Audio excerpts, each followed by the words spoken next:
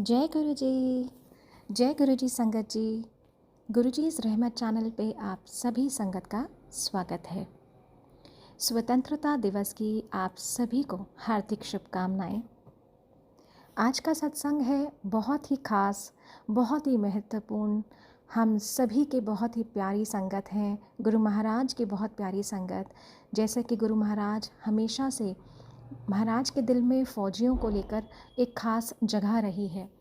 तो आज का सत्संग भी हमारे बीच में है air marshal Anil Chopra uncle, जो कि इंडियन नेवी के अंदर भारतीय वायुसेना में 40 साल उन्होंने अपनी सेवा दी है और महाराज की पुरानी संगत में से एक हैं। 1995 से ये गुरु महाराज से जुड़े हैं और कपूरथला पंजाब की संगत, जैसा कि आप सभी जानते हैं कि पंजाब की संगत कितनी प्यारी है, जिस पे कि जो कि फ़ौजी जो हैं वो वैसे ही महाराज के बहुत ही लाडली संगत होती हैं। अंकल से हमें बहुत कुछ सीखने को मिलेगा। मुझे लगा कि आज का सत्संग क्यों ना एक फ़ौजी के द्वारा ही होना चाहिए, कि क्यों महाराज की स्पेशल ब्लेसिंग्स फ़ौजियों के परिवार फ़ौजियों पर होती है। और इससे अच्छा मौका हो ही नहीं सकता था कि आज हमारे देश को इंडिपेंडेंस डे, आज 78 ईयर है, 78 साल हो गए हमारे देश को आज़ाद हुए, स्वतंत्रता मिले हुए। तो आज हम सभी के लिए एक ये बहुत ही महत्वपूर्ण सत्संग है, जो कि air marshal Anil Chopra uncle का सत्संग है। अनकंडीशनल लव और फेथ क्या होता है, महाराज से जुड़ने के लिए क्या क्या बातें महत्वपूर्ण हैं, ये अंकल हमें समझाएंगे। और अगर महाराज की ब्लेसिंग्स लेनी है तो आपका दिल और दिमाग साफ़ होना चाहिए, कोई भी डाउट नहीं होना चाहिए। बहुत सी ऐसी बातें हैं जो अंकल हमें आज समझाएंगे सत्संग के माध्यम से। और एक ऐसा हादसा होते होते बचा, ये सन 2012 की बात है, महाराज के चोला छोड़ने के बाद, जब air marshal Anil Chopra uncle एक फ़ाइटर जो कि पायलट हैं, तो एक मिराज करके एक प्लेन होता है, 2000 मिराज 2000 जो होता है, उसमें ये कैसे इन्होंने इजेक्शन हुआ और ये अपने आप को कैसे बचाया इन्होंने, क्योंकि इंजन फेल हो गया था उस फाइटर प्लेन का। तो वो भी इंसिडेंट अंकल हमारे साथ साझा करेंगे। उम्मीद करूँगी कि आज का सत्संग आप सभी संगत को बहुत पसंद आएगा। चैनल पे अगर नए हैं, चैनल को सब्सक्राइब ज़रूर कीजिएगा और ये सत्संग जितना हो सके बाकी संगत के साथ ज़रूर साझा कीजिएगा, क्योंकि बहुत से आपके सवालों के जवाब इस सत्संग के माध्यम से आपको मिलेंगे। नई संगत के लिए बहुत ख़ास मैसेज है इस सत्संग में, तो सत्संग को ज़्यादा से ज़्यादा शेयर कीजिए, लाइक कीजिए। और एक बात संगत जी, आपका बहुत बहुत प्यार और आशीर्वाद इस चैनल को मिल रहा है, इस चैनल के माध्यम से हमें मिल रहा है और इसकी मैं तहे दिल से आभारी हूँ। उम्मीद करूँगी कि आगे भी इसी तरह आपका प्यार मिले और हम और सत्संग जो आप सभी के लिए प्रेरणादायक हों, मैं आपके साथ ऐसे सत्संग और आगे साझा कर सकूं। चलिए सुनते हैं air marshal Anil Chopra uncle का सत्संग। जय गुरु जी, शुक्राना गुरु जी। अपना सत्संग सुनाने का मौका दिया जा रहा है और मैं जो कुछ भी आज बताऊंगा, वो सत्संग या तो मेरे साथ हुआ या गुरुजी के मेरी साथ जो मेरी कन्वर्सेशन गुरुजी के साथ हुई, या मैंने आंखों देखा सत्संग किसी का है। मैं कोई हेयर से नहीं सुनाऊंगा, कोई सत्संग ऐसा नहीं सुनाऊंगा जो किसी बुक से है या किसी और का शेयर किया हुआ सत्संग जो मैंने सुना हो किसी से। सबसे पहले जो महाराज का हुक्म था कि मुझको अपना सत्संग सुनाना है, मैं सुनाना चाहता हूँ। मैं बताना चाहता हूँ कि तकरीबन 70-80 बार तो गुरुजी महाराज अपने होते हुए मुझसे ये सत्संग करा चुके थे। जब भी मैं आता था गुरुजी महाराज के मंदिर में, तो सबसे पहले मुझसे सत्संग कराते थे। वो मेरे लिए बहुत बड़ी एक ब्लेसिंग है। 1995 में मुझे हेपेटाइटिस बी हो गया था, बहुत बुरा अटैक था उसका इलाज न तब था न आज है, सिर्फ थोड़ी प्रिवेंटिव मेडिसिन हैं। मेरा बिलिरुबिन काउंट 22 हो गया था। 22 बहुत डेंजरस कंडीशन होती है। In fact anything beyond 12 is considered dangerous. मैं मिलिट्री ऑफिसर था, कर्नल रैंक का, ग्रुप कैप्टन का रैंक था मेरा, एयरफोर्स में हूं मैं, था। और तब मुझे डॉक्टरों ने डीआई लिस्ट, आरएनआर हॉस्पिटल में डीआई लिस्ट पे डाल दिया था। डीआई लिस्ट मतलब डेंजरसली इल लिस्ट, यानी कि किसी दिन भी मैं ऊपर जा सकता हूँ। जैसे कोई हमारे फौज में लोग कहते हैं कि it was a one way ticket. तो डॉक्टरों ने कह दिया था कि हमारे पास तो कोई इलाज नहीं है, मगर आपको फुल रेस्ट करना है, आपको कहीं आपने आपको किसी तरह की एक्सर्शन नहीं करनी है, और इससे शायद आपका सिस्टम रिकवर कर जाएगा। कुछ डॉक्टरों ने मुझे ये भी कह दिया कि जो भी ऑल्टरनेट थेरेपी करना चाहते हो तो आप करिए, because ultimately it's question of your life. वो आपको अपनी लाइफ देखनी है। तो मैंने तरह तरह की alternate, of course there was panic in the family members, but मेरे भी खुद में सेल्फ कॉन्फिडेंस था। मगर मैंने बहुत ऑल्टरनेट थेरेपीज की। मैंने magnet therapy, colour therapy, water therapy, acupuncture, acupressure, Ayurveda, homeopathic, एक साउथ इंडिया का 1000 दाना एक हर्ब होती है, उसको खाया। मैं नारायणा में कोई स्वामी जी थे, वो माला पहना देते थे और उससे भी कुछ फर्क पड़ता था। मैंने तरह तरह की सब कुछ किया। 1 महीना हो गया, मेरा बिलिरुबिन काउंट वैसे के वैसे 22 पे रहा। तो उन दिनों पहली बार गुरुजी महाराज दिल्ली आए थे। मुझे नहीं पता था, मैं जानता नहीं था। इन 1995 समर की बात है। हमारी एक एयर मार्शल थे, उनकी वाइफ, वो खुद भी डॉक्टर थी, और वो महाराज गुरुजी के साथ जुड़ी हुई थी जलंधर से। और उन्होंने मुझको आके एक दिन कहा कि देखे गुरुजी आए हैं, वो यहाँ पे पहली बार वो लोगों को हील कर देते हैं, और अगर आप ठीक समझो तो मैं आपको उनके यहाँ लेके जा सकती हूँ। मैंने इंस्टेंटली उनको बोला कि मैं जाऊंगा। शी सेड ठीक है, मैं शाम को आऊंगी। वो अपनी स्टाफ कार में आई। शाम को मैं और उनके साथ गया। और गुरुजी का आश्रम तब ग्रेटर कैलाश में एक बेसमेंट में था। और मैंने कार से उतर के, वो 5-6 सीढ़ियां थी नीचे जाने के लिए बेसमेंट में, वो मैं बेसमेंट में उतरा। और सामने गुरुजी बैठे थे। थोड़ी सी संगत थी, 50 के करीब लोग होंगे। सेंटर कारपेट था, मैं उस कारपेट पे चला, कुछ लोग मेरे आगे थे। अराउंड 45 सेकेंड्स लगे मुझे एक बार टेम्पल में अंदर उतरने के बाद। और मैं वो बेसमेंट में जाके, जब मुझको कहा था गुरुजी के पांव छू देना, मैंने जाते सार गुरुजी के पांव छू दिए। और गुरुजी ने इमिडिएटली अपना हाथ पहले मेरे शोल्डर पे रखा और फिर मेरे सिर पे रखला, चोपड़ा, तेरा कल्याण हो गया, तू ठीक हो गया, तेनू मैं ठीक करता। He said these 3 sentences, and he said बैठ जाओ। So since I was told by doctors कि आपने ज्यादा एक्सर्ट नहीं करना, तो मैं एक कॉर्नर में जाके दीवार के साथ अपनी बैक लगा के बैठ गया। वो जो डॉक्टर आई थी मेरे साथ, वो मेरे साथ बैठी। 5 मिनट के अंदर गुरुजी ने अमृत बनाना शुरू किया। जो संगत नहीं है, मैं उनको बता दूं कि अमृत कैसे बनता था। एक सेवादार एक ट्रे के अंदर खूब सारे स्टील के टम्बलर्स को के अंदर पानी लाता था। गुरुजी के पास एक चंदन की माला थी। गुरुजी एक एक गिलास को उठाते थे, उसके अंदर चंदन की माला को चलाते थे और घुमाते थे, और उसके बाद कुछ मंत्र जाप करते थे। उससे वो पानी अमृत बन जाता था। और गुरुजी वो अमृत का गिलास किसी को भी पकड़ा सकते थे।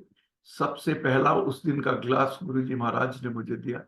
मैंने वो ग्लास पिया। उसके बाद वो अमृत बनाते गए और उनको देते गए। बहुत जो संगत आई थी, वो सब, I could see excitement on their face, कि वो भी चाहते थे कि गुरुजी उनको भी वो अमृत का गिलास दें। मगर गुरुजी को मालूम था किसको देना है। और उसके बाद जब मेरा ग्लास खत्म होता था तो गुरुजी एक और ग्लास मुझे दे देते थे। ऐसे करके उन्होंने बारी बारी करके मुझको 8 ग्लास अमृत के पिला दिए। आप जानते हैं कि पानी पीना इतना आसान नहीं, खास करके 8 ग्लासेस जो तकरीबन 2 लीटर्स ऑफ वाटर है, वो मैंने उस टाइम पिया। और मतलब गुरुजी की ब्लेसिंग उस अमृत में इतनी थी कि मुझे वॉशरूम वगैरह भी जाने की जरूरत नहीं पड़ी। नॉर्मली इतने पानी के साथ ये होना चाहिए। उसके बाद भजन सुनते रहे, थोड़ी देर बाद लंगर शुरू हुआ। उस जमाने में लंगर एक जने को एक थाली मिलती थी। बीच में कोविड में फिर हम एक थाली में चले गए थे। अक्सर बड़े मंदिर में हम सब 4 जने मिलके वो थाली खाते हैं।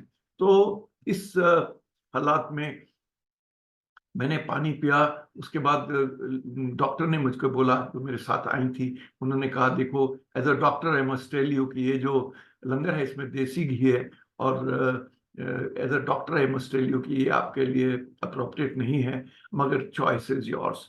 मैं बहुत क्लियर था अपने दिमाग में। मैंने इमीडिएटली उनको बोला नहीं, मैं खाऊंगा। तो मैंने लंगर खाया। जब मैं दूसरी रोटी खत्म करने वाला था तो गुरु जी आके मेरे पास खड़े हो गए, और उन्होंने एक और रोटी अपने हाथ से गुरुजी ने मुझको पकड़ा दी। मैंने वो भी रोटी खा ली। जब हमने लंगर खत्म किया तो गुरुजी ने मुझे और वो जो आंटी आई थी मेरे साथ, उनको बोला कि चलो हम तुसी जाओ, परसों आना, टेस्ट करा के आना, और फिर देखना क्या होता है। तो हम चले गए इमीडिएटली उठ के। अगले दिन मेरा as it is blood test due था। मैंने अपना ब्लड टेस्ट कराया। उस टेस्ट का रिजल्ट तीसरे दिन, अगले दिन आना था, जिस दिन हमको गुरुजी के यहाँ जाना था। और मैं बता रहा हूँ कि जब वो ब्लड टेस्ट की रिपोर्ट आई अर्ली मॉर्निंग में, मेरा बिलिरुबिन काउंट बहुत नीचे आ गया था। I knew at that instant कि एक मिरेकल हो गया है। ये अ, ये ये गुरुजी महाराज एक भगवान है, और वो हमारी सेवा के लिए, हाँ, हमारी सब संगत को का ध्यान रखने के लिए आया है। उस दिन शाम को मैं और मेरी वाइफ गए, और जब हम मंदिर में सीढ़ियों से उतरे तो गुरुजी अपने सिंहासन से उठ के हमारी तरफ चल पड़े और बोले, सुमन आंटी आ गई हैं, उस दिन नहीं आई सी। तो बिफोर शी कुड से क्यों नहीं आई थी, तो गुरुजी सेड, नहीं नहीं, मैंने सब पता है, द सिंधी लॉर्ड ने, चल तेरी फाइल खोल दा। As if he was seeking permission. She did not understand, but Guruji started telling what was file kholna was that he will tell many things about you which normally any outsider wouldn't know. He said 10, 12 things about Suman aunty which outsiders would normally not have known, but everything he said we knew was absolutely correct. How he knew, how could he see through her X-ray vision? How could she, talk about things about our house, about her likes and dislikes? All were absolutely correct. So that was another way of for us to reinforce. And when Guruji, I told Guruji that my bilirubin count has steeply come down, and he said, "Hun dekhi chal age apan ki karna hai," means how you will be getting blessed. It's a long satsang because उसके बाद मैं बिल्कुल ठीक होता गया। एक दिन गुरुजी ने कहा कि मुझे कि चोपड़ा, उन तेरा टेस्ट कब ड्यू है? मैं क्या गुरुजी कल है। तो फिर कल टेस्ट करा के परसों आई, उन्होंने बोला, और इस बार तेरा बिलिरुबिन काउंट 3 होगा। तो मैंने गुरुजी का, मैं कह नहीं गुरुजी, इतनी तेजी से मेरा बिलिरुबिन काउंट नीचे आया है तो ये 3 नहीं हो सकता, उससे भी मच लेसर होगा। और इसलिए वो कहते कोई गल नहीं, टेस्ट करा के आए। So I went next day, got my test done, and you won't believe it, the bilirubin count was exactly 3. So how he had predicted what he wanted, the test would happen exactly the way he wanted. It was outstanding, and I must tell you, thereafter I became absolutely all right in many days after that, and I am blessed even till today. So that I thought I must start with this medical satsang, how I connected with Guruji. मैं आपको एक दूसरा सत्संग सुनाने वाला हूँ, जो भी एक पैरेलल सत्संग चल रहा था। जब मैं वहाँ गुरुजी के यहाँ गया तो एक दिन बाद एक मेजर जनरल आए। वो अपना एनुअल मेडिकल कराने के लिए आरएनआर हॉस्पिटल गए थे। आरएनआर हॉस्पिटल उस जमाने में बेस हॉस्पिटल है, जहाँ कैंटोनमेंट में वहाँ होता था। तो वो जब अपना एनुअल मेडिकल के लिए गए तो उनको जो डॉक्टर्स ने बोला कि आपका हार्ट में ब्लॉकेज है, और हमारे टेस्ट के मुताबिक वो फुली ब्लॉक्ड है। फुली ब्लॉक का मतलब 3 आर्टरीज जो हैं आपकी 50% ब्लॉक्ड हैं। तो उन्होंने सजेस्ट किया कि आप जाके, स्कॉट्स नया नया खुला था, त्रेहन डॉक्टर त्रेहन आए थे अंकल विदेश से अपनी एक्सपीरियंस के साथ, और उन्होंने ये बाईपास हार्ट सर्जरी शुरू की थी। तो ये जनरल साहब गए वहाँ पे, उन्होंने अपना टेस्ट कराया, उन्होंने भी कंफर्म कर दिया कि आपका 100% ब्लॉकेज है। और उसके बाद उन्होंने कहा कि आपको बाईपास कराना है। तो उसके लिए उन्होंने सब उनको बताया कि कितना खर्चा होगा। एक डेट फिक्स हुई 1 हफ्ते के बाद की, जबकि वो बाईपास होगा। और उस जमाने में गवर्नमेंट कुछ पैसे देती थी इंडिविजुअल को। आजकल तो ECHS वगैरह खुल गए हैं, और जिससे वो इंडिविजुअल जाके अपना बाईपास करा सकता था। तो उन्होंने वो गवर्नमेंट से अपना पैसा एडवांस में ले लिया। डेट बुक हो गई, 1 हफ्ते का दिन फिक्स हुआ था। तो फैमिली के मेंबर्स जगह जगह से, उनके बच्चे जो आउट स्टेशन में थे कहीं, वो सब इकट्ठे होने शुरू हुए। उस जमाने में ये बाईपास बहुत बड़ी बात थी। आजकल तो स्टेंट वगैरह लगा देते हैं, रिलेटिवली टेक्नोलॉजी बढ़ गई है और सिंप्लीफाई हो गया है मेडिकल प्रोसीजर्स। बट उस जमाने में it was a very serious issue. Chest को काटना पड़ता था और उसके बाद हार्ट का ऑपरेशन होता था।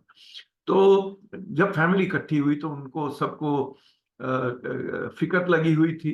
तो किसी ने बोला उनको आके कि एक गुरुजी आए हैं ग्रेटर कैलाश में, क्यों नहीं आप लोग जाके, वो सुना है हील कर देते हैं, अगर आप ठीक समझो तो आप लोग जाओ। जनरल साहब पढ़े लिखे थे, सीनियर अफसर थे। उन्होंने कहा कैसी बातें कर रहे हो, ये तो बिल्कुल पागलपंती की बात है, कोई ऐसे ठीक कर सकता है? RNR और स्कॉट हॉस्पिटल ने जो बोल दिया है, इतने डिटेल्स में उन्होंने चेक किया है, तो आप कैसे ये कह सकते हो कि कोई ब्लॉकेज ठीक कर सकता है? तो वो माने नहीं। फिर एक दिन और निकल गया, फिर दूसरे दिन फिर किसी ने आके उनको बोला कि देखिए, आपका कुछ वहां जा नहीं रहा, आपको कोई, आपके पास तो टाइम है, आपकी तो, आप तो वेट ही कर रहे हो, तो क्यों ना आप जाओ। तो वो फिर कन्विंस हो गए, वो आए। He had doubt if and but, अभी भी उनके दिमाग में था, मगर वो आए। गुरुजी ने, महाराज ने उनको बोला कि मेरे चेम्बर में जाके लेट जाओ। उन्होंने पान के पत्ते मंगवाए, उनकी चेस्ट के ऊपर पान के पत्ते लगाए, और गुरुजी महाराज ने कुछ मंत्र बोले। उसके बाद 20 मिनट के बाद उन्होंने जनरल साहब को बोला कि आप बाहर आ जाइए। आके उस संगत के साथ बैठे, भजन खाए, सुने, लंगर खाया। और उसके बाद उन्होंने जनरल साहब को बोला कि अब तुसी ਤੁਹਾਡਾ ਹੁਣ ब्लॉक हार्ट ब्लॉकेज खत्म हो गया, means your heart is absolutely clear. Everybody was surprised. I was also there. I heard this conversation. और उन्होंने कहा जाओ, फौजी लोग हो, पढ़े लिखे हो, जाके टेस्ट कराओ। अगर तो तुम्हारा ब्लॉकेज है तो आपकी तो अपॉइंटमेंट फिक्स्ड है और आपका ऑपरेशन हो जाएगा। अगर क्लियर हो गया तो तुम्हारा कल्याण हो गया। So everybody was confused, but they went back. They went back to Scots next day. They told them and they said कि नहीं, आप लोग पढ़े लिखे होने के बावजूद ऐसी कैसे सोच सकते हो? How can you be even thinking on those lines? So फिर भी फैमिली ने इंसिस्ट किया।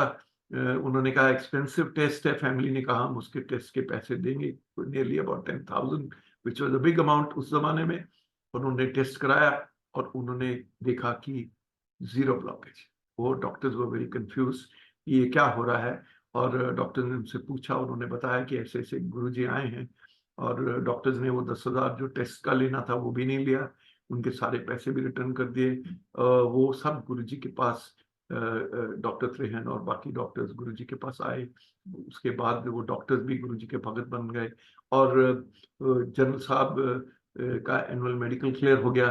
उसके बाद उनको रैंक मिला कि नहीं मिला मुझे नहीं मालूम, मगर मैं मैंने आपको दो मिलिट्री ऑफिसर्स, पढ़े लिखे लोग, मैं एक एयरफोर्स का पायलट, एक जनरल साहब जो लेफ्टिनेंट जनरल बनने की तैयारी कर रहे थे, तो उनके सत्संग सुना रहा हूँ 1995 के।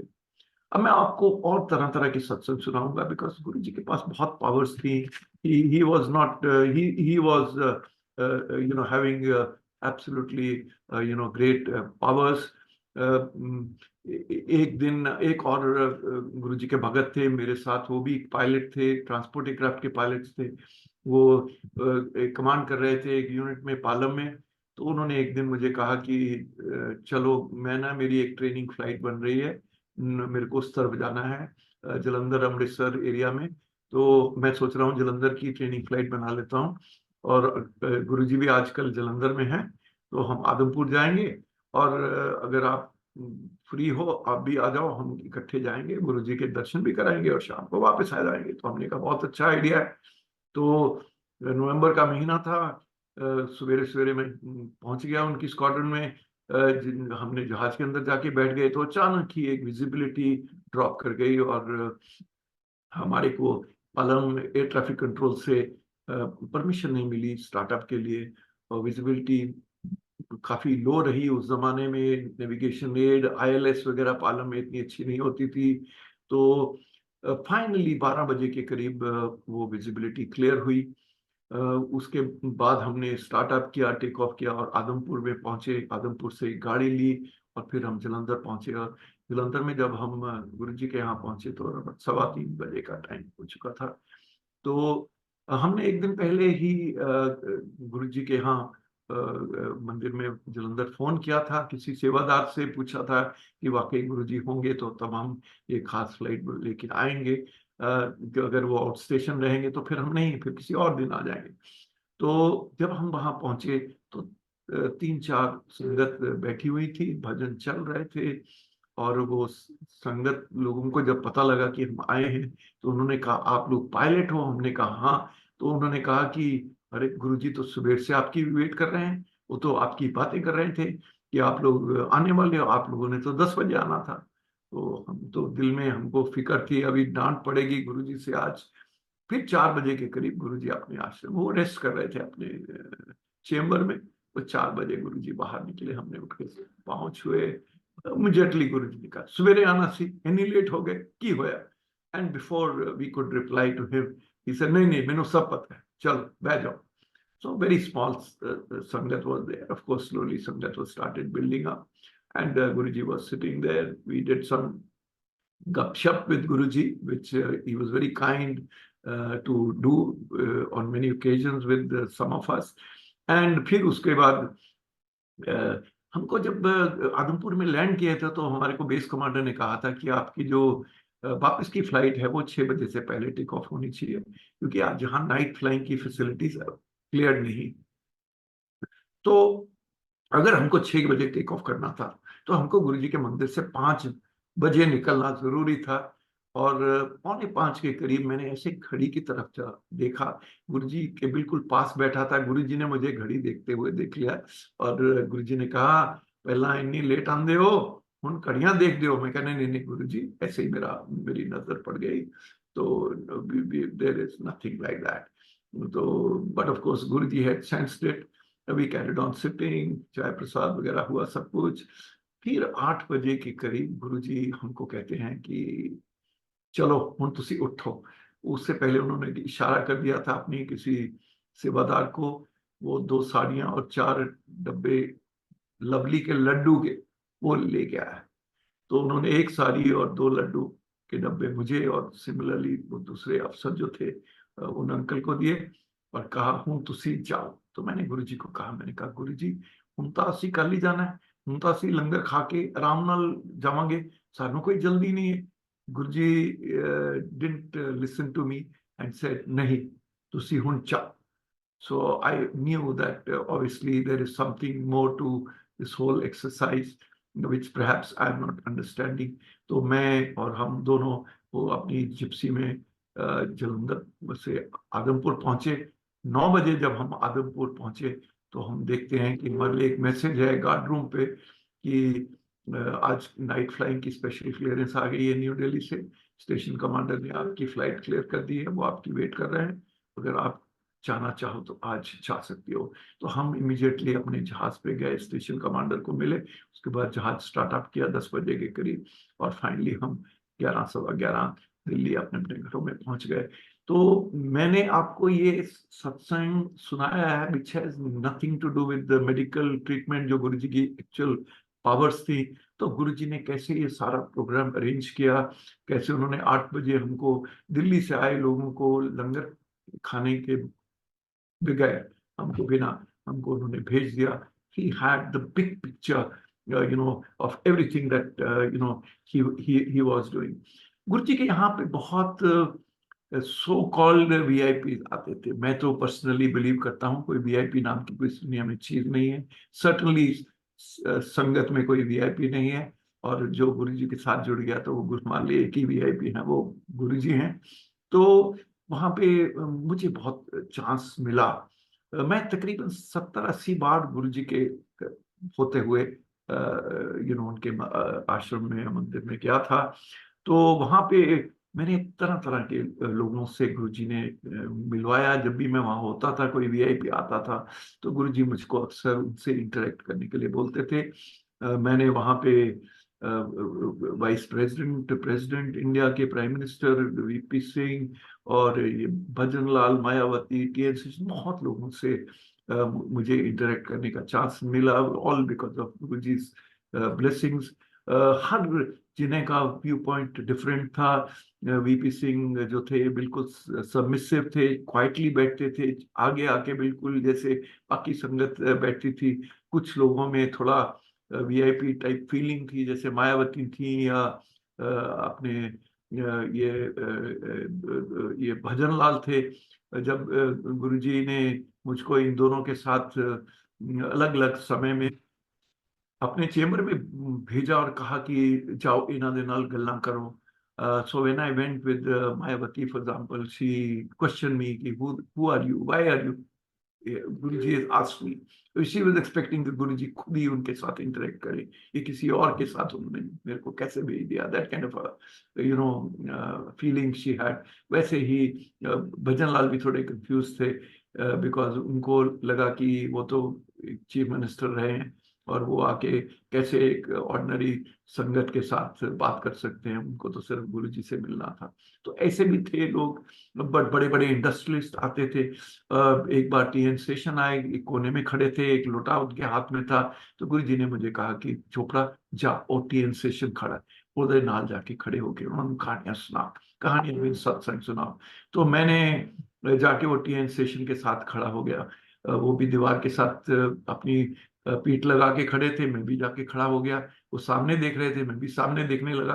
और मैंने स्टेशन साहब को बोला, मैं क्या मिस्टर स्टेशन, मुझे गुरुजी का हुक्म है कि आपको कहानियां सुनाओ, सत्संग सुनाओ, तो मैं आपको सुनाने वाला हूँ। तो बोले कि आप कौन हो, आप क्यों सुनाओगे?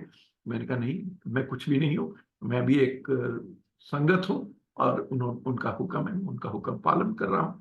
आपको मैं सुनाऊंगा, आपको सुनना है तो आप सुनिए। मगर he was very kind, he was very nice, he is a good human being. और उन्होंने मेरा पूरा सत्संग सुना। उन्होंने मुझसे कुछ सवाल भी किए, मैंने उन सवालों का जवाब किया। कुछ सवाल मैं आपको आज के सत्संग में भी क्लैरिफाई कर दूंगा। तो ये एक कल्चर था जो गुरुजी के यहाँ था। गुरुजी जिसको डायबिटीज होती थी, एक जना, एक बार एक इंडस्ट्रियलिस्ट आए, उनको डायबिटीज थी।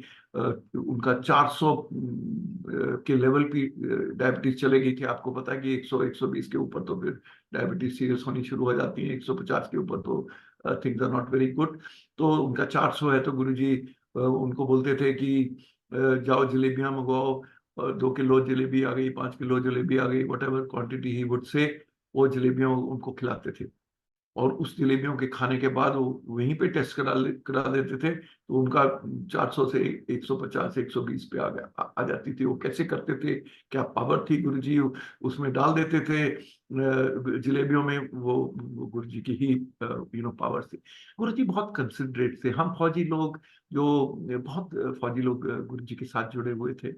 और जब हम दूसरी जगह जगह से पोस्टिंग से आते थे, मैं असम में पोस्टेड था या विदेश में पोस्टेड था, ऐसे ही और लोग भी पोस्टिंग से जब आते थे, तो गुरुजी वाज वेरी कॉन्शियस कि बाहर से आया है, इसके बच्चे यहाँ पढ़ रहे होंगे, इसका कुछ उनकी स्कूलिंग का देखना होगा, इनको अपने दोस्तों को मिलना होगा, अपने सीनियर अफसरों को जाके जी हजूरी करनी होगी। तो गुरुजी इस बात के बड़े कंसिडरेट होते। जब भी मैं बाहर से आता था किसी बाहर की पोस्टिंग से, तो गुरुजी पूछते थे पहले दिन कितने दिन लिए आया है। मैंने कहा गुरुजी 7 दिन के लिए आया। तो कहते थे 2 दिन इथे ते 5 दिन whisky, means go and have your evenings with your friends and others, अपने बच्चों का ध्यान रखो। सो सिर्फ 2 दिन यहाँ आना, means he would go into such detail about. Similarly कभी कभी जो स्पेशली लेडीज, कई लेडीज गुरु जी के साथ, लेडीज भी बहुत जुड़ी हुई थी। कई लेडीज ऐसी जुड़ी हुई थी जिनके हस्बैंड इतना नहीं जुड़े हुए थे। तो वो जब लेडीज भी आती थी तो गुरु जी यूज्ड टू मेक श्योर कि जब वो वापस जा रही हैं अपने अपने घरों में, they are either escorted, specially जो लेट नाइट हो जाती है तो दे आर स्कॉटेड। जैसे नो एम्पायर स्टेट में उस जमाने में एमजी रोड बिल्कुल खाली, एक सिंगल लेन सड़क थी। वो कोई मेट्रो नहीं बना था, कोई शॉपिंग कॉम्प्लेक्सेस नहीं बने थे, कोई रेड लाइट्स नहीं थी, अंधेरे की सड़क थी, स्ट्रीट लाइट्स नहीं थी। तो गुरुजी स्पेशली जो गुड़गांव जा रही हैं लेडीज वहां से एम्पायर स्टेट या इवन दिल्ली आ रही हैं, वो मेक श्योर करते थे कि they are well escorted so that there is no risk of any kind to the lady. एक दिन हम गुरु जी के पास मैं गया हुआ था, तो लंगर के बाद हमने परमिशन लेने के लिए, 10 बजे का टाइम था, तो हम लाइन में लग गए गुरु जी से परमिशन लेने के लिए। मेरे आगे भी एक लेडी थी, वो लेडी झुकी और गुरु जी के पांव छुए। और वो सिंगल लेडी थी, मतलब अकेली आई थी। तो उनके गुरु जी ने कहा कितने चलनी है, and she said कि ना इत्थे बह जा। So he told that lady बह जा। I was just behind, and when I touched his feet, Guruji said, Chopra तो ਉਹਦੇ ਨਾਲ आंटी ਦੇ ਨਾਲ ਬਹਿ ਜਾ, ਉਹਨਾਂ ਨਾਲ ਤੁਸੀਂ ਗੱਪਾਂ ਮਾਰੋ। So I had never met that lady before। वो लेडी एक वहां बैठ गई। उसके बाद मैं भी जाके उनके पास बैठ गया जैसे गुरुजी का हुक्म था। तो वो लेडी थोड़ा मेरे से ज्यादा कॉन्फिडेंट थी, मैं थोड़ा शाई था। उन्होंने इनिशिएटिव लिया। उन्होंने मेरे से पूछा कि आप कौन हो, कहाँ के रहने वाले हो। तो मैंने बताया कि मैं इसे कपूरथला में रहता हूँ। कपूरथला पंजाब में एक छोटा शहर है। तो उन्होंने कहा कि अरे, कपूरथला में तो मेरी बहन रहती है। तो मैंने कहा अच्छा, मेरे का छोटा शहर है, अगर आप मुझे उनका नाम बता दो शायद मैं उनको जानता हूँ। तो उन्होंने मुझको नाम बताया। वो नाम किसका था? वो मेरी मदर का नाम, यानी कि she was my mother's sister, first cousin. मैं कभी उनको मिला नहीं था, मैं उनके बारे में जानता नहीं था। मेरी रियल सिस्टर मेरी मदर की, उनको तो ऑफकोर्स मेरी जो मासियाँ थी उनको तो मैं बिल्कुल जानता था। तो ये उनकी एक कजन थी। तो मैंने से गुरुजी ने हमको दो जनों को, जिनको उस लेडी को कभी नहीं गुरुजी ने रोका था जाने के लिए, आज उन्होंने रोका। कैसे उन्होंने मुझे उनके साथ बैठाया, कैसे उन्होंने हम दोनों को जोड़ दिया कि वो फर्स्ट कजन है। और मैं एक छोटा सा बैक फ्लैश बताता हूँ कि जब मैं छोटा था, 6 क्लास में था, तो मेरी मदर और हम बच्चों को लेके वो एक हॉलीडे के लिए अपने रिश्तेदारों के यहाँ गई थी, पटना और उसके बाद कलकत्ता। और कलकत्ता जब हम गए थे तो हम किसी कोठी में रहते, बहुत रईस इंसान की कोठी थी। वो उन्हीं के रिश्तेदार थे। और जिनके घर में हम रहे थे वो कोई बड़े ऑफिशियल थे। तो उन्होंने मैं उनके सब फैमिली के आपस में जब लेडीज बातें करती थी तो एक नाम सुनता था, एक लड़की का जो हॉस्टल में पढ़ती है कहीं बोर्डिंग स्कूल में। वो लड़की का नाम था गोगो। तो वो गोगो नाम मेरे दिमाग में बैठा हुआ था कि कोई अच्छी लड़की है, हॉस्टल में पढ़ती है, मेरे से बड़ी है, मगर उसके बारे में भी सब लोग बातें।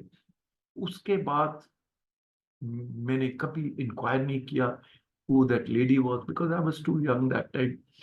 और वो लेडी जो गोगो थी, जिसका असली नाम दीपिका था, जो आज भी गुरु जी के साथ बहुत सॉलिड तरीके से जुड़ी हुई है, वो लेडी मेरे साथ बैठी।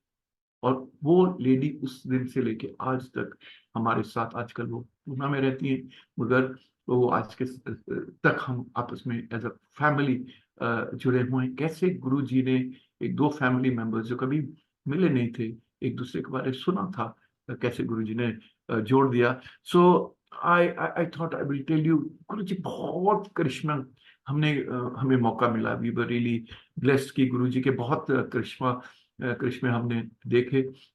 एक दिन दोपहर का टाइम था, मैं दिल्ली में पोस्टेड था। दोपहर को मेरी वाइफ, दोपहर को हम सोए थे, गर्मियों के दिन थे, उनको एक सपना आया जिसमें उन्होंने गुरु जी को देखा हाफ शर्ट पैंट और स्नीकर्स के। तो एकदम वो चौंक के उठी, 4 बजे के करीब का टाइम था। उन्होंने कहा कि मैंने ना सपने में गुरुजी को देखा, उन्होंने ये कपड़े पहने हुए थे। मैंने कहा नहीं, हमने तो कभी ऐसे देखा नहीं है। तो I don't think it could be Guruji, but doesn't matter, आपको सपना किसी तरह के भी आ सकता है। तो उन्होंने कहा चलो गुरु जी के यहाँ चलते हैं आज। तो मैंने कहा चलो, हम एकदम तैयार हो गए और हम गुरु जी के यहाँ 4:45 तक गुरु जी के यहाँ एवलॉन रिसोर्ट एम्पायर स्टेट पहुंच गए। तो उधर हम एक और लेडी भी, एल्डरली लेडी बैठी हुई थी सीढ़ियों में, दरवाजा बंद था। हमने कहा अभी टाइम हुआ नहीं है, वेट करेंगे। हम भी जाके बैठ गए, हम 3 जने। पूरे 5 बजे दरवाजा खुलता है और उस दरवाजे में गुरु जी खड़े हैं और उन्होंने हाफ शर्ट पहनी हुई है, ट्राउजर्स पहनी हुई है, sneakers. My God, exactly the what she had seen. I couldn't believe that. Anyway, हम चौंक के उठे। गुरु जी ने कहा अंदर आ जाओ। सो 3 of us went inside। गुरु जी, एक वहां पे बड़ा सा साइड बोर्ड था, गुरु जी ने छलांग मारी, उसके ऊपर जाके चौकड़ी मार के बैठ गए। उन्होंने मुझे और मेरी वाइफ को अपनी आर्म्स में, एक एक आर्म में ले लिया और हमारे साथ 3-4 मिनट बातें की। वो क्या बातें की वो मैं आपको बाद में बताता हूँ। तो ये एक और मैं आपको फिर से, तो हमने जब गुरुजी को बताया कि ऐसे ऐसे सपना है, तो गुरुजी ने कहा कि मैं तो बहुत बार ऐसे कपड़े पहनता हूँ, मैं तो अर्ली मॉर्निंग उठ के वॉक के लिए जाता हूँ, मैं कई बार सिविल क्लोथ्स के अंदर कार में ड्राइव के लिए निकल जाता हूँ, मैं कई जगह। तो हमने कभी देखा नहीं था। आपने सारे वीडियोस वगैरह अक्सर जो देखते हैं, जो सत्संग आप देखते हो, वो सब में गुरुजी ने अपना रोब जो पहनते हैं वो गुरुजी ने पहना होता था। गुरुजी के साथ मुझे बहुत मौका मिला इंटरेक्ट करने के। I consider my self very blessed. मैं जो 70-80 बार, जितनी बार भी, एग्जैक्ट नंबर मुझको याद नहीं, मगर जब भी मैं गया, I used to make it a point to sit not too far from Guru ji के बिल्कुल जहां वो बैठे थे उनके पीछे, उनके साइड में, कुछ इधर, at a distance where I could hear what Guruji is saying, or sometime if he wanted to ask me or speak to me or to speak to anybody, we could hear that conversation. So I thought I was extremely blessed, and I got many occasions to speak to Guruji. मैंने एक दिन गुरुजी को बोला, 6-8 महीने हो गए थे, मैंने कहा गुरुजी यहाँ पे संगत काफी मेरे से भी पुरानी संगत है। कई लोग मुझसे बोलते हैं कि आप आए, पहले 45 सेकंड्स के अंदर ही गुरुजी ने आपको ब्लेस कर दिया, आपका कल्याण हो गया। हम तो यहाँ पे कितने कितने महीने हो गए हमारे को, और हमें तो गुरुजी ने अभी तक ब्लेस ही नहीं किया, बात ही नहीं हमारे साथ की, उन्होंने हमारे से किसी तरह की इंटरेक्शन नहीं की। तो मैंने गुरुजी से पूछा, मैंने कहा गुरुजी, लोग ऐसे बातें करते हैं और ये आपने मुझे ब्लेस कर दिया, तो आई मस्ट अंडरस्टैंड। तो गुरुजी ने जो मुझे बताया वो एक सेंस है सारे गुरुजी के, ये जो संगत सिस्टम का है वो सबको समझना बहुत जरूरी है। और गुरुजी ने कहा कि देखो, जो गुरु है ना, 2 चीजें हैं गुरु जी के। एक तो गुरु के पास एक्सरे विजन है। एक्सरे विजन यानी कि वो एक इंसान को थ्रू एंड थ्रू देख लेता है। दूसरा, गुरु जो अपनी एनर्जी है ना, वो हर डायरेक्शन में रेडिएट कर रहा है। सवाल ये है कि कौन उस एनर्जी को ले पाता है। तो ही सेड कि मैं, आप एयरफोर्स के पायलट रहे हो, मैं आपकी लैंग्वेज में आपको समझाता हूँ कि जो गुरु है, जब वो रेडिएट कर रहा है एनर्जी, मैंने जिस दिन आप वॉक इन किए तो मैंने आपको थ्रू एंड थ्रू देख लिया और मुझे लगा कि आपका जो एंटना है वो मेरी तरफ फुल्ली रेडी है, फोकस्ड है to take my energy which I wanted to pump in, which I am pumping in various directions. But when I found that your antenna is fully aligned, I pumped in the energy and your antenna received all the energy and you healed. So this is an important. And what is this alignment of antenna? ये समझना बहुत जरूरी है. That is unconditional faith. जब वो doctor ने मुझे मेरे रूम में आके सवेरे पूछा था कि आप यहाँ गुरुजी आए हैं, आप चलोगे, मेरे दिमाग में एक सेकंड के लिए भी क्वेश्चन नहीं आया कि मैं जाऊंगा या नहीं जाऊंगा। मैंने कहा जाऊंगा। जब मैं सीढ़ियों से उतरा उस दिन ग्रेटर कैलाश आश्रम में, मैं क्लियर था कि मैं यहाँ ब्लेसिंग्स लेने आया हूं और मैं वो ब्लेसिंग्स लेके जाऊंगा। That was the commitment unconditional faith with which I had come. And Guruji had sensed this. Now, this is the first important thing I want to tell everybody कि अगर गुरुजी जब थे अब नहीं है, मगर गुरुजी की ब्लेसिंग्स उनके स्वरूप से, उनके मंदिर में, उनके भजन में, उनके हर चीज में हम सारी संगत जो जुड़ी है उनको ब्लेसिंग्स मिल सकती हैं। मगर क्या हम गुरुजी के साथ अनकंडीशनली कनेक्टेड हैं कि नहीं है, is the question. And the day we will connect, whosoever will connect, you will find that the blessings will flow. एक और चीज के बारे में लोग सवाल करते थे मुझे, और मैंने एक दिन गुरु से पूछा, गुरु जी बहुत लोगों से अपने पाँव, carbs, shoulders, arms, elbows, back दबाते थे पब्लिक सबके सामने। हम सब बहुत लोग मुझसे दबाते थे, कुछ बार मुझसे भी दबाया, मगर मेरे से बहुत ज्यादा बार और लोगों से दबाया। और मेरी वाइफ और मेरी बेटियां वो देखते थे, और उन्होंने मुझे सवाल किया, मेरे बच्चों ने, कि आपसे गुरुजी ने दबाया, इतने लोगों से दबाया, क्यों नहीं गुरुजी ने हमसे कभी अपने पांव दबाने के लिए? तो ये सवाल मैंने गुरुजी से पूछा। मैंने कहा they are wanting to know कि कैसे आप गुरुजी ने उनसे क्यों नहीं दबाया। तो जो गुरुजी ने बात बताई, गुरुजी कह रहे थे दो बातें।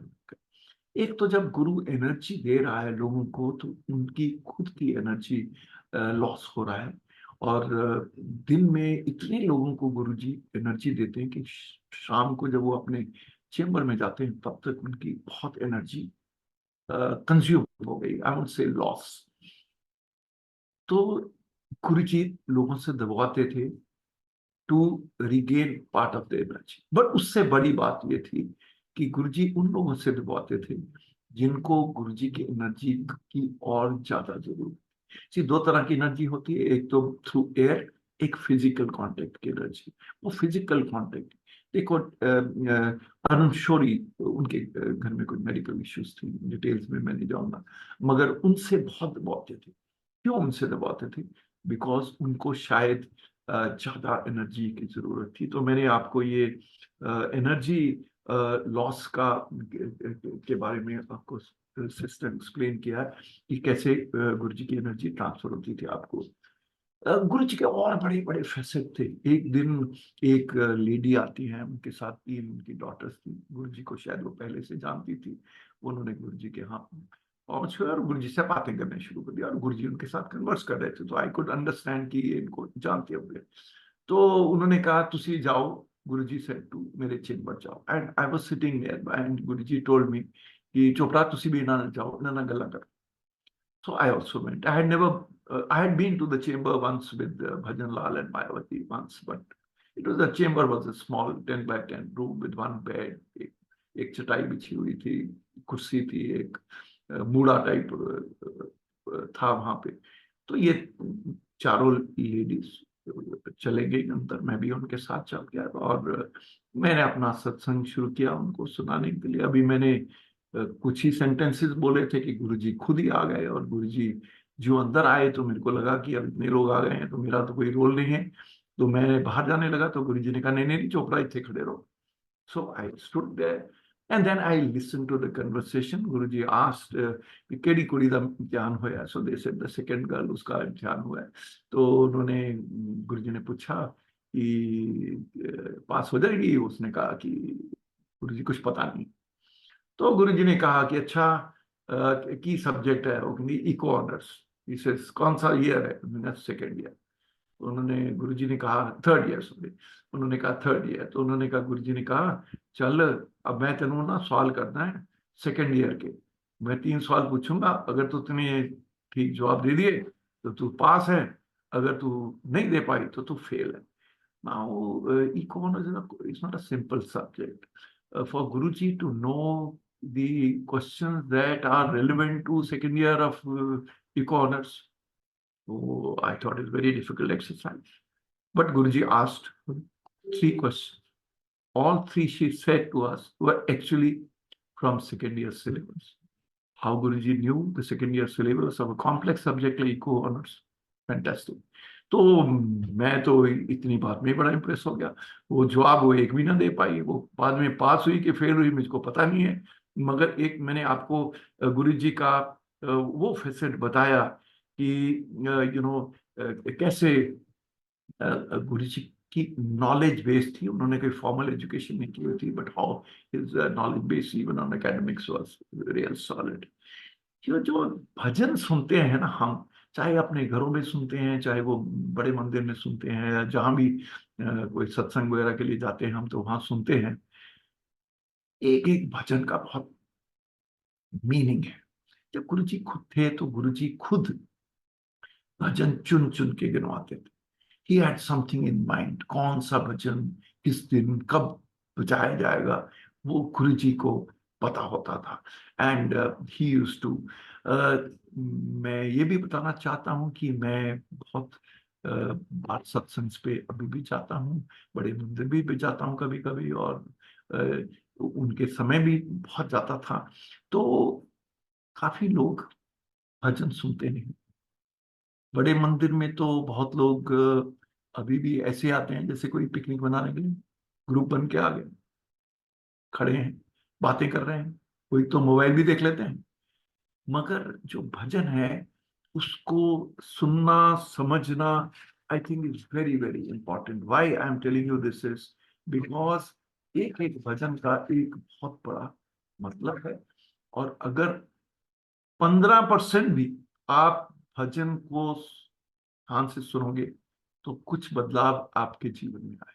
तो मैंने सोचा कि ये मैं आपको बताऊं कि ये don't take these bhajans casually, listen to them, at least try to listen to them, at least listen part of it. तरह तरह के लोग आते थे, तरह तरह की मेडिकल प्रॉब्लम के साथ। किसी को बड़ी प्रॉब्लम थी, किसी को कैंसर है, किसी को कुछ का है, सबका कल्याण हो रहा था किसी फॉर्म में। एक दिन एक लेडी आती है, 85 ईयर्स, वो ग्रेटर कैलाश में, शुरू शुरू में जब हम जुड़े थे तो लेडी भी ग्रेटर कैलाश में रहती थी। आ गई, आके एकदम गुरु जी के पास आके बैठ गई। तो गुरु जी ने कहा नहीं नहीं नहीं, चलो जरा उत्थे बैठो दूर, बट शी वुडंट बच। उन्होंने कहा गुरु जी बहुत गोड्या च दर्द है, बहुत गोड्या च दर्द है। मीन्स शी वांटेड कि गुरुजी कोई टैबलेट निकाल के दे दे जिसे, या एक जादू की छड़ी गुरुजी उसके सिर पे चला दे ताकि उसके गोडे बिल्कुल ठीक हो जाए। तो गुरुजी ने कहा, कहते उम्र कितनी है तेरी? मैंने 85 साल। कहते हूँ 85 साल से नहीं गोडे दर्द होंगे तो फिर की होगा? इतने बैठे लोग देखो, लोगों की कितनी कितनी बड़ी बड़ी तकलीफें हैं। एक छोटी सी रूटीन प्रॉब्लम लेके आ गई है मेरे सिर के ऊपर, अब मेरे पे इंसिस्ट करी है मैं तेरे को जादू की छड़ी, तो बता मेरे को, तू गुरबानी पढ़ती है? वो कहती है नहीं। नहीं कहा ओम बुर बहुत सा पढ़ती है? नहीं। गीता का पाठ करती है? नहीं। तो गुरु जी ने कहा चल हूं उठ, सीधा घर चल जा, आज ना लंगर ना चाय प्रसाद तेरा। ਉੱਥੇ ਜਾ ਕੇ ਪਹਿਲਾਂ ਇਹਨਾਂ ਚੋਂ कुछ करना शुरू कर, भगवान का नाम ले। ਹੁਣ 85 साल से गोडियां च दर्द हुई। So the point I am saying is, गुरु जी और भी तरह के, सिर्फ हीलिंग नहीं, और भी तरह के तरह तरह के मॉरल्स आपको देते थे कि भैया अपनी तरफ से भी कुछ मेहनत करो, get your own self in order. वजन बढ़ा लोगे तो घुटनों में जल्दी तकलीफ होगी। जैसे मैंने आपको बताया कि एंटेना लाइन होना, ये एक वर्ड गुरुजी बहुत यूज करते थे, confuse aunty and if and but. सो ये गुरुजी अक्सर बोलते थे। मेरी वाइफ को भी कई बार उन्होंने कहा, confuse aunty. What is the meaning of confused auntie and if and but is connection. See, many of us, many people, even today, वो उनका दिल से आवाज आ रही है कि मेरे को गुरु जी के साथ connect, but they are confuse, they are unsure कि कनेक्ट कैसे करना है, कनेक्ट का मतलब क्या है। Many people have called me, जिन्होंने मेरे सत्संग सुने हैं यूट्यूब के ना, मैं टू क्लैरिफाई देयर माइंड। अच्छी बात है, मैं क्लैरिफाई करता हूँ, मैं हेल्प करता हूँ लोगों को ये क्लैरिफाई करने के लिए कि कैसे गुरु के साथ जुड़ना है। वो इफ एंड बट निकालना है, अनकंडीशनल फेथ को स्ट्रेंथन करना है। गुरु जी के यहाँ पर लेट नाइट सेशंस भी होती थी। मुझे कई बार मौका मिला वो लेट नाइट सेशन करने के लिए, बहुत ज्यादा करते थे। अचानक गुरुजी सबको जाने देते थे, थोड़े लोगों को रख लेते थे, 20, 25, 30, 40 लोग भी कई बार रह जाते थे। उसके बाद थोड़े इनफॉर्मल हो जाते थे गुरुजी। कुछ लोग गाना गुना गाते थे, भजन गा देते थे, कोई इंडिविजुअल्स, कोई डांस कर लेता था। गुरुजी फ्रेश कुछ चीजें, कोई मीठा पराठा, कभी कोई और खाने की चीज ऑर्डर कर देते थे। 2 बार मैंने देखा गुरुजी ने ऐसे ही आकाश से एक बड़ा सा लड्डू उनके हाथ में आ गया। कैसे आया, हमने सुना था साईं बाबा ऐसे करते हैं, उनके हाथ में वो आ जाती है, फिर वो टीका लगा देते हैं, तो ऐसे ही मैंने देखा गुरुजी के हाथ में, मैं पास ही बैठा था, अचानक उनके हाथ में एक लड्डू आया। Of course I was not looking at his hand, but laddu आया और उसके बाद उन्होंने खिलाना शुरू किया, और लड्डू खत्म ही नहीं हो रहा था। हम सब खाते गए। हम पढ़े लिखे लोग हैं, देखो मैं एक फाइटर पायलट हूँ एयरफोर्स पे, तो ये मत समझना कि मैं जो आपको बातें कर रहा हूँ कोई जैसे कोई अनपढ़ ब्लाइंड फेथ वाला आदमी, वो ऐसी बात नहीं है। So you know Guruji was very fond of doctors and फौजी। मैंने गुरुजी से एक दिन पूछा, मैंने कहा गुरुजी आपके साथ इतने फौजी जुड़े हुए हैं और डॉक्टर जुड़े हैं, तो जो गुरुजी ने बताया वो इम्पोर्टेंट बात है। देखिए, उन्होंने कहा कि मेरे साथ काफी संगत शुरू शुरू में, खास करके बहुत फौजी संगत थी। जलंधर में भी वो कंटोनमेंट के पास था उनका आश्रम, वहां पे भी बहुत फौजी। वो चंडीगढ़ गए थोड़ी देर के लिए, वहां भी सारे फौजी जुड़े थे। और यहाँ भी आए दिल्ली, तो पहले वो कंटोनमेंट में रहे और फिर ग्रेटर कैलाश में, वो सब फौजी लोग उनके साथ जुड़े। तो उन्होंने मुझे बताया कि फौजी ही से गुरु की ब्लेसिंग्स लेने के सबसे इंपॉर्टेंट है दिल और दिमाग साफ होना चाहिए। ये तो वो जो फौजी है उसका दिल और दिमाग बिल्कुल साफ है। वो कैसे साफ है, क्योंकि उनको 15 साल में ले लेते हैं, ट्रेनिंग में डाल देते हैं, सुबह से शाम तक रगड़ा डालते हैं, और उनको एक डिसिप्लिन्ड फोकस्ड पर्सन बना। तो इसलिए जो फौजी है उसका दिल भी साफ है, दिमाग भी साफ है, और उसका फोकस बहुत क्लियर है। इसलिए गुरु की ब्लेसिंग लेने के लिए वो जो फोकस की रिक्वायरमेंट है वो फौजी के पास है। वो जब आता है क्लियर माइंड से आता है, उसके अंदर कोई इफेक्ट बढ़ नहीं। सिमिलरली डॉक्टर्स, ही से सब डॉक्टरों को पता है। कहता जो एलोपैथिक वाले गुरुजी ने कहा, जो डॉक्टर्स हैं वो खुद की ट्रीटमेंट के लिए होम्योपैथी, आयुर्वेदा, तरह तरह के लोगों के पास एक्यूपंक्चर प्रेशर के लिए जाते हैं। इसका मतलब उनको पता है कि हर चीज मेडिसिन एलोपैथी में लिमिट्स है, और वो डॉक्टर ये भी जानते हैं कि बियॉन्ड दीज ऑल्टरनेट्स के अंदर भी गुरुओं के पास भी पावर है। सो देयरफॉर जो डॉक्टर जुड़ रहा है उसको पता है अपनी लिमिटेशंस, और इसके साथ जुड़ रहा है। सो ये फौजी और डॉक्टर की बात मैं बताया। अब मैं जो नेक्स्ट बात आपको बताने वाला हूँ इस again very very relevant to Guruji's way of connection, and this is again which has come, मेरी जो उनके साथ conversations हुई उसके अंदर से वो निकला। तो गुरुजी ने एक दिन मेरे को बताया, उन्होंने कहा देखो लोग आ जाते हैं, आते सार कहते हैं मैंने एकदम ठीक कर दो। Look at when do you come to a guru. कहते हैं कि जब आपको तकलीफ होती है ना, सिर में दर्द, तो आप पहले से अपना डब्बा खोलते हो, एनासिन, एस्प्रिन, डिस्प्रिन, जो भी आपने खानी है वो आप खा लेते हो। ठीक हो गए, कहानी खत्म। अगर ठीक नहीं हुए 2-3 दिन बाद अपने आप अपने जो फैमिली डॉक्टर है उसको फोन करते हो, और उसको कहते हो कि मेरे को ये तकलीफ है, वो दवाई बदल देता है। वो आप खाते हो 2-3 दिन के लिए, एंटीबायोटिक भी शुरू करा देगा। हो गया, एक हफ्ता निकल गया, कुछ नहीं हुआ। फिर वो कहता है थोड़ी ब्लड टेस्ट वगैरह करा लो, फिर आप ब्लड टेस्ट वगैरह कराते हो। फिर उसके बाद वो कहता है नहीं, अभी कुछ स्पेशलिस्ट को मिल लेते हैं। फिर आप स्पेशलिस्ट के पास जाते हो, लाइन में लगते हो, अपॉइंटमेंट लेते हो, फीस देते हो, वो सारी एक्सरसाइज चल रही है। उसके बाद वो एमआरआई कराएगा, करते करते करते करते शायद वो एक दिन आपसे ऑपरेशन भी करवा दे। तो ये सारा प्रोसेस 5-6 महीने चलता है। जब ये सारी प्रोसेस में आपको तकलीफ खत्म नहीं होती, तब जाके आप गुरुओं के पास आते हो। जब आप गुरु के पास आते हो, कोई अपॉइंटमेंट नहीं, अपने मतलब के टाइम पे आते हो, मंदिर में आते हो, पानी प्रसाद फ्री, चाय प्रसाद फ्री, भजन प्रसाद फ्री, लंगर प्रसाद फ्री, सब कुछ फ्री। आपकी पेस, आप ही परमिशन लेते हो, अपनी मर्जी के परमिशन पे चले जाते हो। सब कुछ आपके सेट पेस के ऊपर हो रहा है, फिर भी आप ना आपके दिमाग में इफेक्ट बट रहता है, ना आप भजन सुनते हो, ना आप कंसंट्रेट करते हो, मगर एक्सपेक्ट करते हो कि पहली विजिट टू बड़ा मंदिर या सत्संग मैं ठीक हो जाऊं। ये एक बहुत इंपॉर्टेंट बात है गुरु जी ने कहा कि जैसे आप सारे सिस्टम में पेशेंस दिखाते हो, मेडिकल सिस्टम के अंदर, वैसी पेशेंस, धैर्य आपके अंदर होना चाहिए जब गुरु जी के साथ या किसी ऐसी जगह पे आप जाते हो।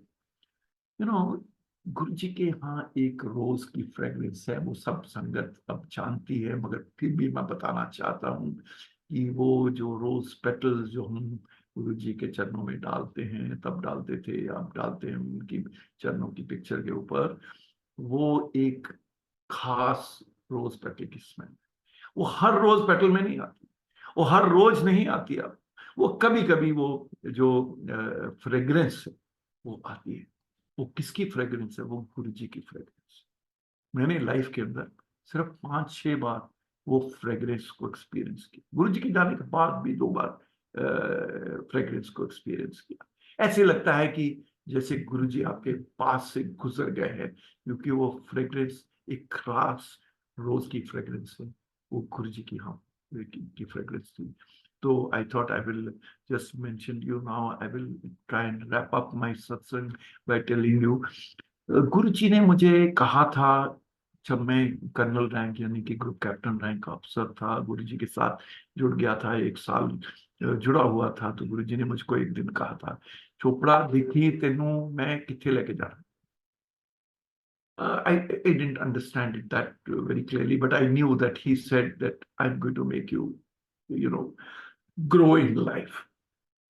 And I say with great pride and with shukrana to Guruji for his blessings that सिर्फ मेरे को एयर मार्शल नहीं बनाया, मगर जिस दिन मैं रिटायर हुआ उस दिन मेरे को फिर उन्होंने एक अच्छी नौकरी दिलवाई अपने आप।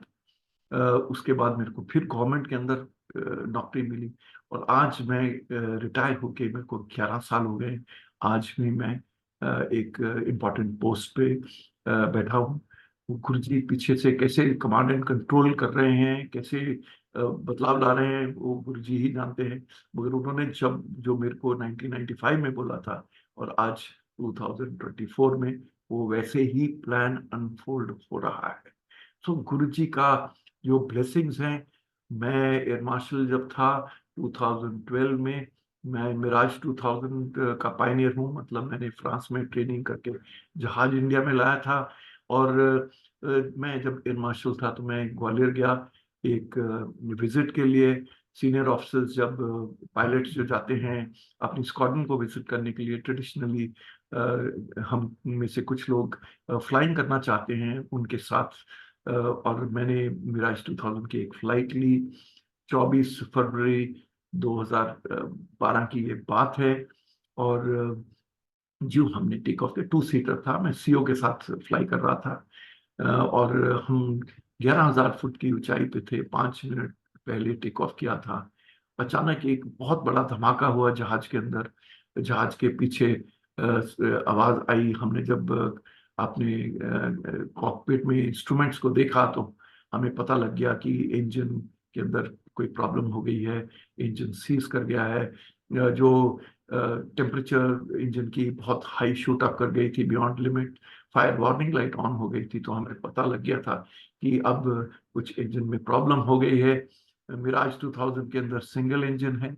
आप जानते हैं कि कल एलसीए का एक इजेक्शन है, वीडियो में देखा होगा कुछ लोगों ने, जो वीडियो चल रहे हैं टीवी पे भी लोगों ने दिखा दिया। वो वैसे ही तो उस हालात में जहाज बहुत तेजी से, सिंगल इंजन जहाज बहुत तेजी से नीचे आ रहा था। और कुछ सेकंड मिलते हैं आपको क्विकली प्लानिंग करने के लिए, टू गेट आउट, इजेक्ट करने के लिए। और उस टाइम मेरे दिमाग में वो जो फ्यू सेकंड्स थे, 2 चीजें अपने दिमाग में आई और मैं आपको बताना चाहता हूँ। सबसे पहले ऑफ कोर्स मैंने अपने आप को कहा कि टू माई सेल्फ कि मैंने जो इतने साल की मिलिट्री फ्लाइंग की ट्रेनिंग की है उसका आज टेस्ट है। और मैंने खुद को बोला कि मैं I must do whatever I am suppose to do. और दूसरा मैंने गुरु जी को बोला, मैंने कहा गुरु जी जैसे आपने 1995 में अपना हाथ मेरे सिर पे और कंधे पे रखा था, आज भी रख देना। उसके बाद हमने इजेक्शन सीट का हैंडल को पुल किया और इजेक्ट हो गए जहाज में। 900 किलोमीटर की स्पीड पे जहाज उड़ रहा था, और वो जो इजेक्शन होती है बहुत ज्यादा फोर्सेस बॉडी के ऊपर लगती हैं। मैं सारी दुनिया का इकलौता एयर मार्शल हूँ जो एयर मार्शल के रैंक में होते हुए एक फाइटर जहाज से इजेक्ट किया है। 59 ईयर्स 2 मंथ्स की मेरी उम्र थी। 40 साल की उम्र के बड़े जो लोग इजेक्ट करते हैं उनको अक्सर तकलीफ, बैक या नेक में कोई तकलीफ हो जाती है। आज मैं आपके सामने बैठ के 71 ईयर्स की एज पे सत्संग कर रहा हूँ।